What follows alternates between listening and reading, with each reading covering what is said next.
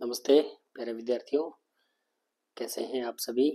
और आपका हार्दिक स्वागत करता हूं, वेलकम करता हूं, अभिनंदन करता हूं, खैर मकदम करता हूं, अभिनंदन करता हूं आपकी इस ऑनलाइन कक्षा में।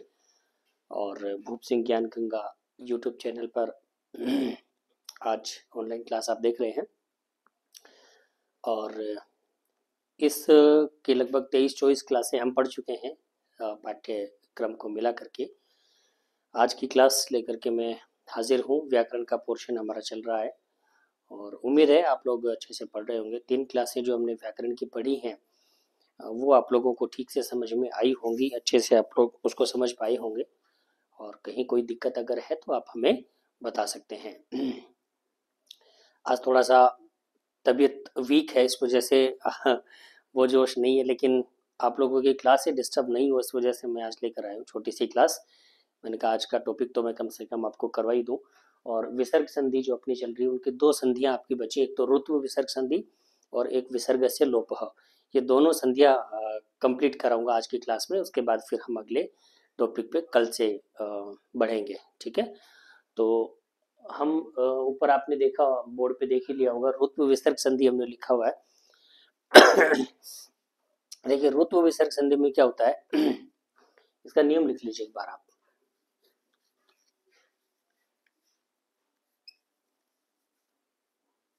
नियम क्या कहता है, देखिए यदि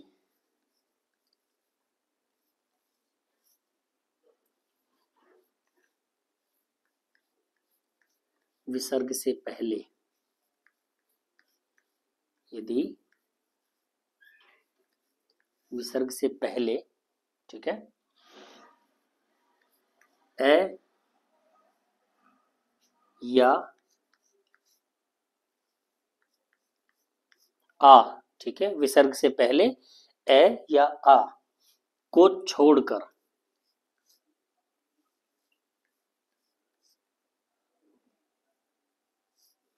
को छोड़कर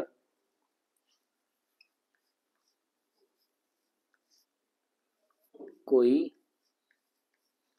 अन्य स्वर हो, ठीक है। एक नियम तो ये हुआ इसका। क्या नियम है, यदि विसर्ग से पहले जो पूर्व पद आएगा आपका, पूर्व पद में जो विसर्ग लगता है उस विसर्ग से पहले ए या आ को छोड़ करके, ठीक है, या तो आ और ए, इन दोनों के अलावा ये दोनों नहीं होने चाहिए। इनको छोड़कर कोई भी अन्य स्वर अगर आता है, पहली बात। इसी की अब दूसरी बात देखिए, तथा बाद में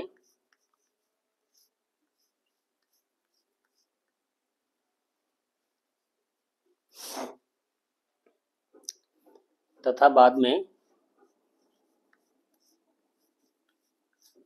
कोई स्वर या घोष वर्ण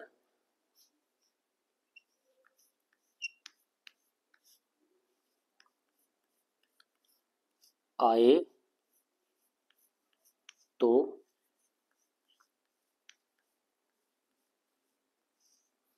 विसर्ग के स्थान पर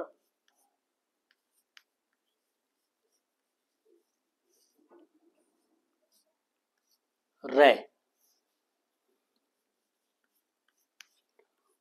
हो जाता है।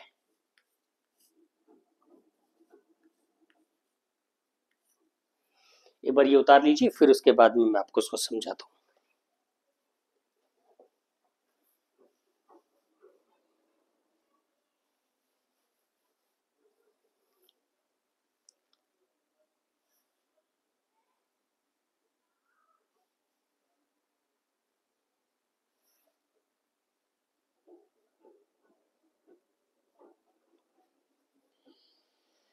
ठीक है, ये आपने उतार लिया होगा, मैं एक बार आपको समझा देता हूँ, आप समझिए इसको। हमने लिखा, यदि विसर्ग से पहले ए अथवा आ को छोड़कर कोई अन्य स्वर आए, ठीक है। पहली बात आपको ध्यान रखनी है कि विसर्ग से पहले या तो अ या आ दोनों नहीं होने चाहिए। ठीक है, इन दोनों के अलावा कोई भी स्वर है, ई भी हो सकता है, उ हो सकता है, री हो सकता है, ए ऐ ओ औ जो भी स्वर है हमारे, कोई भी स्वर हो सकता है। और बाद में एक शर्त शर्त तो ये होगी कि ए और आ को छोड़कर कोई भी स्वर आए, स्वर ही होना चाहिए। ठीक है, दूसरी बात, यानी उसके बाद में आपका जो है कोई भी स्वर, बाद में कोई बाउंडेशन नहीं, कोई सा भी स्वर हो सकता है। जो हमारे 13 स्वर संस्कृत में माने गए हैं उन 13 स्वर में से कोई सा भी स्वर हो, अथवा कोई भी घोष व्यंजन हो। देखिए घोष व्यंजन हमने पहले पढ़ा, घोष और अघोष। अघोष होता है किसी भी वर्ग का प्रथम और द्वितीय अक्षर, जैसे क वर्ग का क और ख दोनों अघोष हैं। च वर्ग का च और छ दोनों अघोष हैं। ठीक है, ट वर्ग का ट और ठ दोनों अघोष हैं। यहाँ पे हम बात कर रहे हैं घोष वर्ण की। तो घोष वर्ण क्या होता है, आपका किसी भी वर्ण का तीसरा चौथा, किसी भी वर्ग का, सॉरी, किसी भी वर्ग का तीसरा चौथा और पांचवा जो अक्षर है, वर्ण है, वो आपका घोष वर्ण कहलाता है। यानी क वर्ग की बात करें तो क वर्ग में तीसरा चौथा और पांचवा, तीसरा कौन सा, ग, चौथा घ, पांचवा अंग। इसी प्रकार च वर्ग में तीसरा ज, चौथा झ और पांचवा ई है। तो इस तरीके से ये तीन वर्ण इनमें से कोई भी हो। समझ में आ गई। तो रुत्व विसर्ग संधि कहती है कि यदि विसर्ग से पहले ए और आ को छोड़कर कोई भी स्वर है, और बाद में आपका कोई भी स्वर अथवा आपका घोष व्यंजन, ठीक है, यानी किसी भी वर्ग का तीसरा चौथा पांचवा व्यंजन अगर है, तो उसके स्थान पर, विसर्ग के स्थान पर आपका रे बन जाएगा। ठीक है,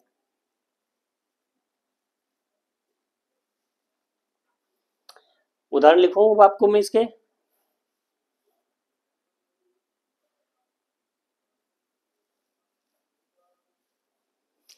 चलिए इसका उदाहरण देख लीजिए, आपको समझ में आ जाएगा। जैसे, चलो मैं मिटा दूं ताकि पूरे उदाहरण आपके एक साथ ही आ जाएंगे ना।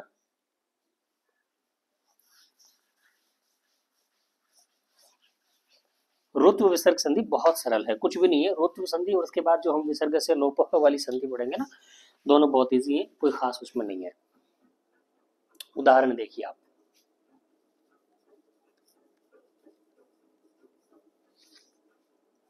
जैसे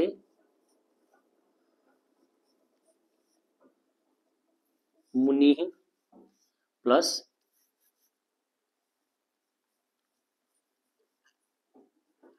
अयम। यहाँ पर देखिए मुनि ये विसर्ग है और ये ई की मात्रा है। यहाँ पे ए और आ नहीं, इधर ए और आ नहीं होना चाहिए। और इधर आपका कोई भी स्वर हो या कोई भी घोष व्यंजन, तीसरा चौथा पांचवा वर्ग का अक्षर। तो यहाँ पे देखिए आपका ए है और यहाँ पे ई है। ठीक है, तो इसके विसर्ग के स्थान पर हम यहाँ पे र जोड़ देंगे, मुनिरयम। बात समझ में आ गई आपको। तो ये इसका जो है रूल है आपका ऋतु विसर्ग संधि का। हरि प्लस आगच्छति, हरि प्लस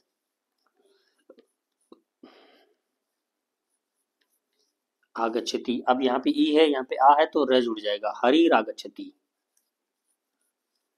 हरि रागच्छति।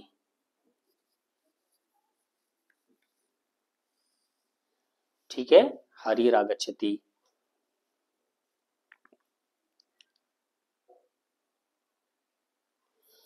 पितुः प्लस इच्छति,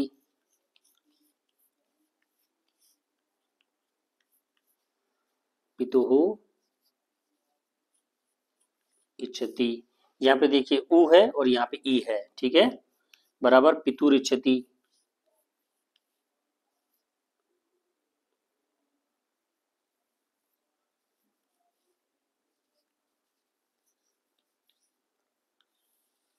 पितुर इच्छति। ठीक है,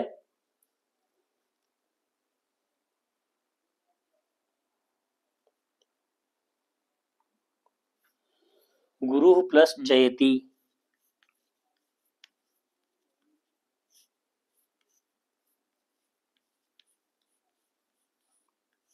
यहाँ पे देखिए उ है और यहाँ पे घोष वर्ण है। ठीक है, घोष वर्ण यानी ये च वर्ग का तीसरा अक्षर है जय। ठीक है, गुरु प्लस जयति बराबर गुरुर जयति। ठीक है, रे आ गया इसके ऊपर, तो ये उदाहरण आप लिख लीजिए।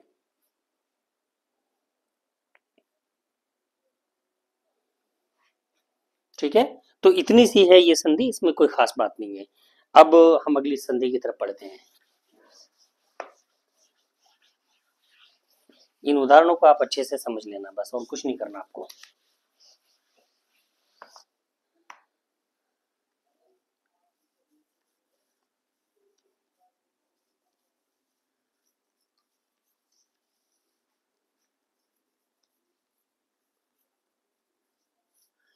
विसर्ग से लोपः, ये आपके अंदर एक संधि दी हुई है, विसर्ग से लोपः। तो विसर्ग से लोपः संधि आपकी क्या कहती है, यानी कि जिस जैसे कि इसके नाम से ही पता चल रहा है, विसर्ग का इसमें लोप होता है। तो किस तरीके से होता है ये देखते हैं।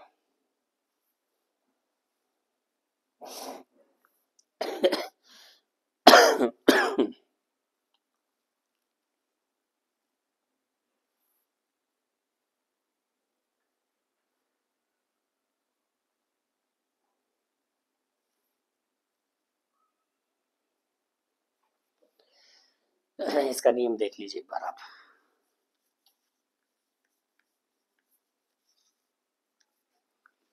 यदि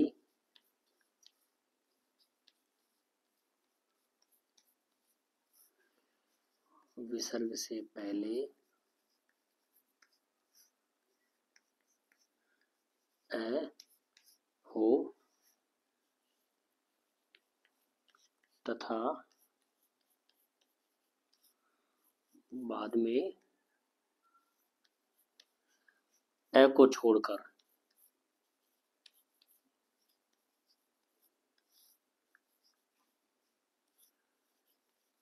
कोई स्वर हो तो विसर्ग का लोप हो जाता है।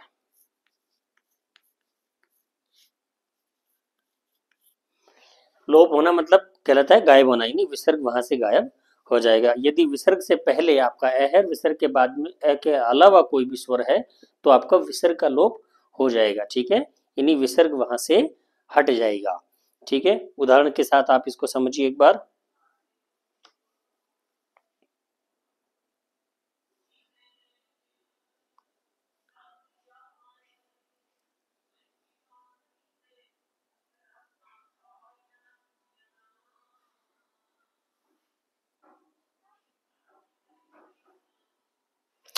चलिए इसको उदाहरण से एक बार हम समझते हैं। देखिए, अतः जैसे अतः प्लस ए, यहाँ पर देखिए अतः इस तय के अंदर ए जुड़ा हुआ है। ठीक है, और बाद में ए है, बाद में ए नहीं है, बाद में ए नहीं होना चाहिए। इसमें यही कहा ना कि यदि विसर्ग से पहले ए हो, ठीक है, और बाद में ए को छोड़कर, ठीक है, तो यहाँ पे ए आया, यहाँ पे ए है इसके अंदर। ठीक है, तो अब इसको अगर हम बनाएंगे तो कैसे बनेगा, बराबर अत एव। ठीक है बेटा, अत एव। नरह प्लस इव, नरह इव बराबर नर इव। ठीक है, नरह प्लस इव बराबर नर इव।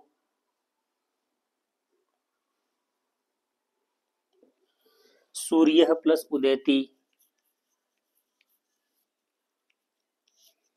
सूर्य प्लस उदैती बराबर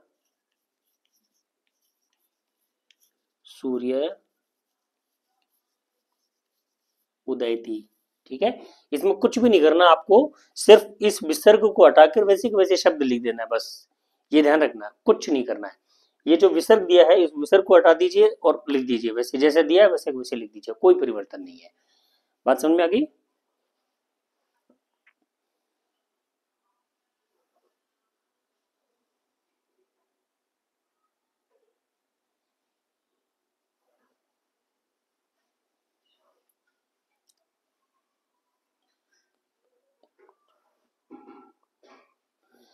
ठीक है, अगला एक नियम बताता हूँ इसी संधि का, इसको मिटा देते हैं हम।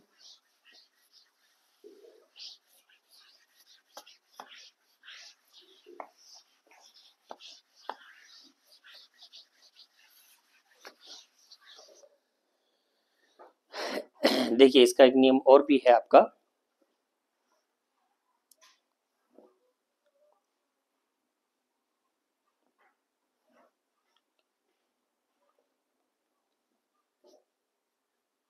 देखिए यदि सह, इस शब्द को कोट करिए, और एव, इन दोनों शब्दों को कोट करिए एक बार आप, क्योंकि सह और एव दोनों के साथ में है।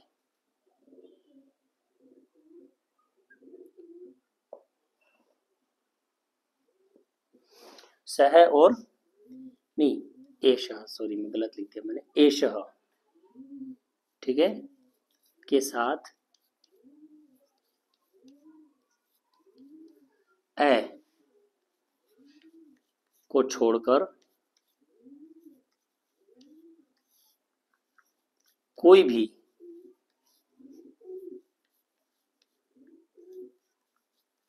स्वर अथवा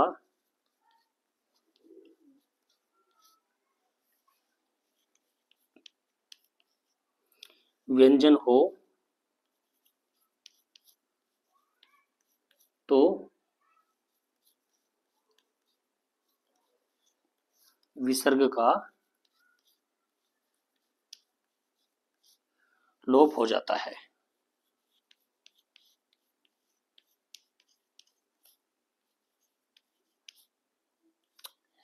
ठीक है, देखिए यदि सह और एशः के साथ में अगर ए को छोड़कर, ए के अलावा अगर कोई भी व्यंजन और विसर्ग स्वर आता है, तो उनका वहां पर क्या हो जाएगा, क्या हो जाएगा, विसर्ग का लोप हो जाएगा।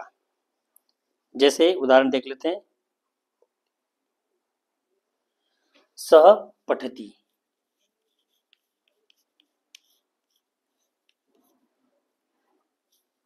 सह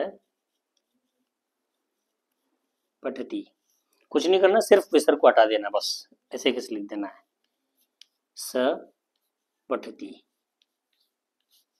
ठीक है, सिर्फ विसर्ग हट जाएगा और वो वैसे के वैसे आ जाएगा। सह करोति,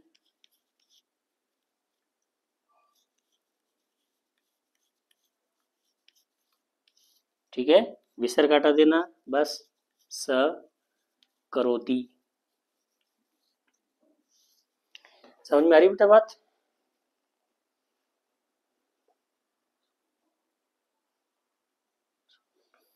एषः हरि, एषः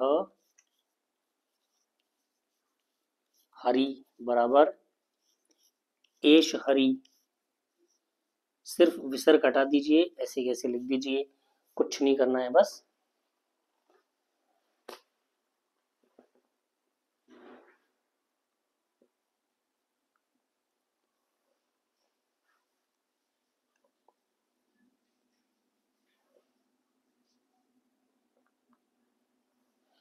चलिए एक और नियम लिख लीजिए, लास्ट नियम इसका, आप लोग हाथों हाथ कॉपी में लिखते चलिए साथ के साथ, ठीक है।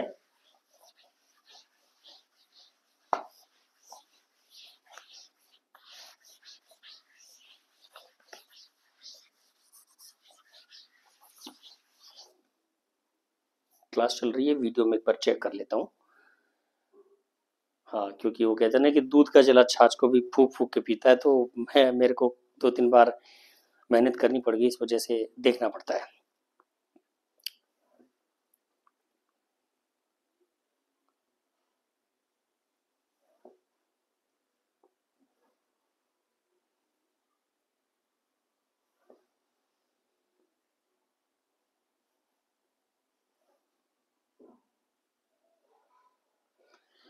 देखिए ये एक नियम और है आपका लास्ट, यदि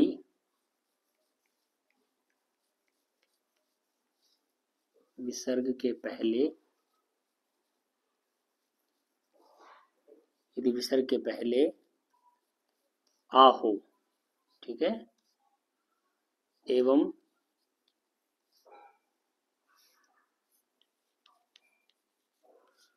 बाद में कोई घोष व्यंजन या स्वर हो तो विसर्ग का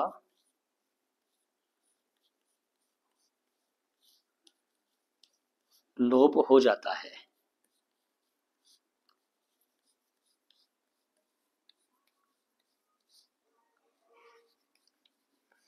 समझ गई बात आप मेरी? इधर देखिए, यदि विसर्ग से पहले आ हो, ठीक है, विसर्ग से पहले आ होना चाहिए और विसर्ग के बाद में कोई भी घोष व्यंजन आप पढ़ चुके हैं, समझ चुके हैं, किसी भी वर्ग का तीसरा, चौथा और पांचवा अक्षर, ठीक है, या कोई भी स्वर हो, तो उसका क्या हो जाएगा, आपका यहाँ पे विसर्ग का क्या हो जाएगा, लोप हो जाएगा। समझ में आ गई बात आपको?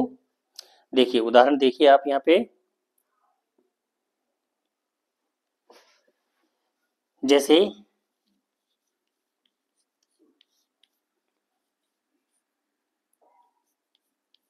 छात्राः प्लस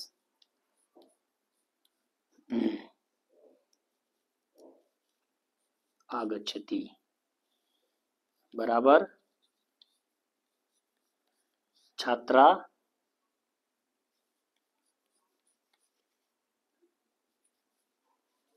आगच्छति, ठीक है, विसर्ग हटा देना है, ऐसे कैसे आपको लिख देना है। अध्यापिका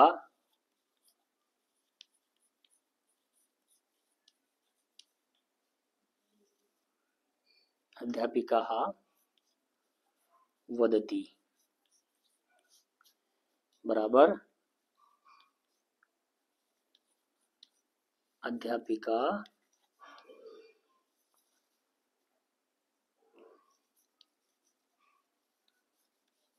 वदति, ठीक है।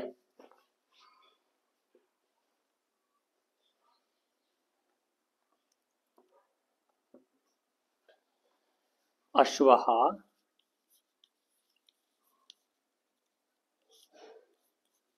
धावन्ति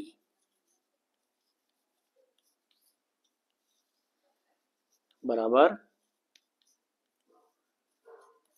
अश्वा